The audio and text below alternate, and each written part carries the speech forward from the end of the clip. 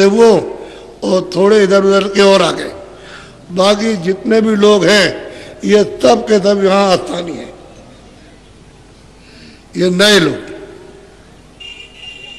तो हम आपको बताते हैं, जब हम प्रेमियों का आह्वान करेंगे तब उस समय पर आप देखिएगा कि क्या होता है। अभी तो काफिले में जाने वाले 10 छूट गए, 1 आया,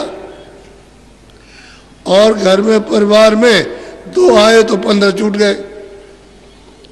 इस तरह से तो हमारे साथ तो ये थोड़े से काफिले में चल रहे, बाकी तो सब तो मैंने सबके आने का तो आमंत्रण नहीं किया कि जब चले आओ। तो जो काफिले में वो और आसपास के जो पड़ेंगे वो आ जाओ। तो वो सब जगह का कोई 1, कोई 4, कोई 6 इस तरह से इधर उधर के आ गए। बाकी जितने भी लोग हैं सब चारों तरफ की गांव के नए लोग, स्त्री और पुरुष, इन्होंने भी सोचा कि मुझे कोई बड़ी चीज़ मिलेगी तो चलो अच्छा है, समय पर शुभ समय है, चलो चल के ले लें।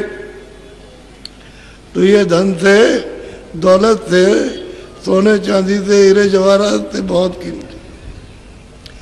मैं तो आपको ये कहता हूँ कि डलिया में हीरे भर के चलो और कहो कि हमको यदि हमारा रास्ता प्रभु से मिलने का हमको बता दो, तो कोई नहीं बताएगा। किसी के पास है,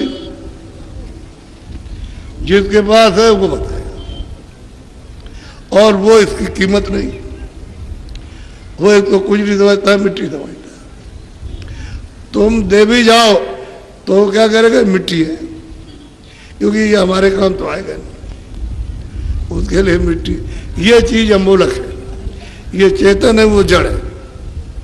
ये सब सोना चांदी, हीरे जवाहरात और सामान, ये सब जड़। और जो अंदर में शब्द का, नाम का जो जन मिलेगा वो तो सब चेतन है। तो चेतन में और जड़ में कितना अंतर, ये बोल नहीं सकता और चेतन बोलता है। जीवात्मा चेतन है, इसमें से निकाल दी जाए तो ये तो जड़ है, नहीं बोल सकता, नहीं देख सकता, नहीं सुन सकता, हाथ नहीं हिला सकता, पैर नहीं। जब तक जीवात्मा चेतन है तब तक ये हरकत करता, और जब निकाल के बाहर कर दिया तो आप कहिए पड़ा हाथ ऐसा और पैर इस तरह से सब ऐसा पड़ा, और आंखें ना आंखें हिलेंगी ना वो देखेगा, कान बहरे हो गए, जबान बंद हो गए, कुछ मुर्दा पड़ा हुआ। कितने लोग धीरे से देख करके बगल से चले जाते। हमने उधर देखा जौनपुर आजमगढ़ की तरफ, ये रिक्शे में लाद करके उनका थोड़ा सा शरीर, ये सब पैर खुले हुए, थोड़ा सा गंदे कपड़े से ढका हुआ, रिक्शे में बांध करके ले जाते हैं काबू जी।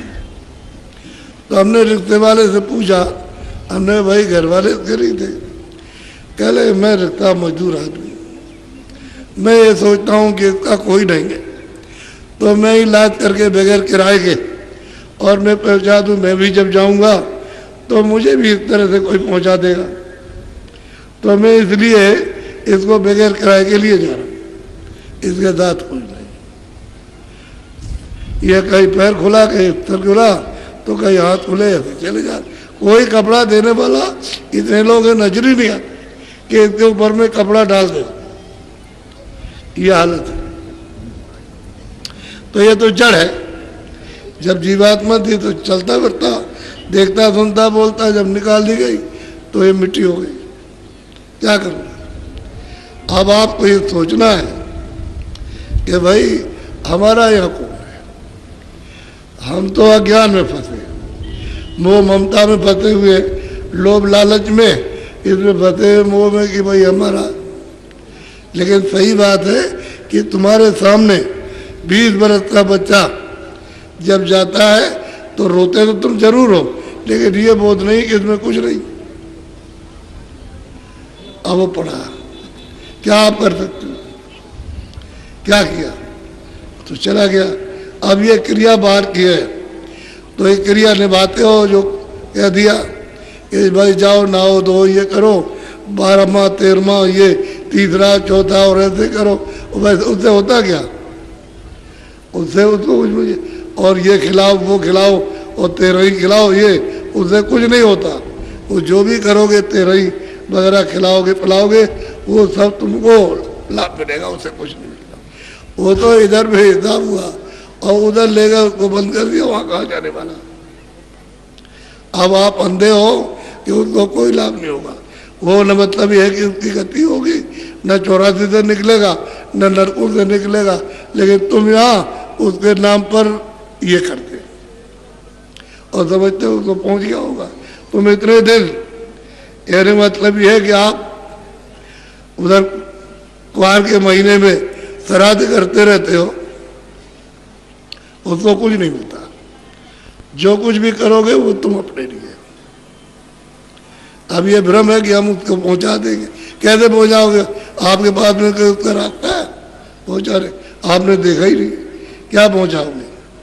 तो इस तरह से जीव यहाँ आकर के उलझ के फंस गया, भूल गया रास्ता, कोई ज्ञान नहीं। तो हमने यही बात आपको बताई कि जो भी अच्छे बुरे कर्म करोगे तो उसके यहाँ जो दफ्तर है उस पर लिखा जा रहा, वो छूटेगा नहीं। तुम सोचते हो कि भाई उसका छूट जाएगा, वो मतलब ये है कि पंडित है वो पढ़ा लिखा उसका छूट जाएगा, वो है वो सबको नमाज पढ़ाता उसका छूट जाएगा। चाहे पंडित हो चाहे राजा हो चाहे रैयत हो, जो भी कर्म अच्छा बुरा करोगे उसका लिखा जा रहा। उसके यहाँ कर्मचारी आँख खुली हुई है और वहाँ कभी अंधेरा ना हुआ ना होगा। और वहाँ से आपको पूरा आप पर्दे में हो और वो बिना पर्दे में, और वो सब देखता रहता है। वहाँ लिखेगा, वो गलती उससे नहीं होगी। और वो जो उन्होंने लगा रखा कैमरा, उसमें सब आपकी क्रिया कर्म बोल चाल जो भी है, हाथ का कर्म पैर का कर्म, ये सब उसमें छपता रहे। और फिर बोलेंगे कुछ नहीं। जब तुम्हारा समय पूरा होगा तब तुम्हारे पास आएंगे, कहे मकान अभी खाली करो। इसी समय खाली करना है क्योंकि पर्चा ये। तो अब क्या करेंगे आप? तो किसकी तरफ देखेंगे? लड़के की तरफ या धन की तरफ या राज की तरफ या पाठ की तरफ? क्या करेंगे आप? वो तो खड़ा हो गया कि अभी खाली करो, अभी नहीं। और तुमने निकालने में देर करी तो मार शुरू हो गई। तो इतने मारे जाते हो, इतने मारे जाते हो कि इतना बेदम कर देंगे और निकाल के घसीट के बाहर करें, उसको ले चलेंगे।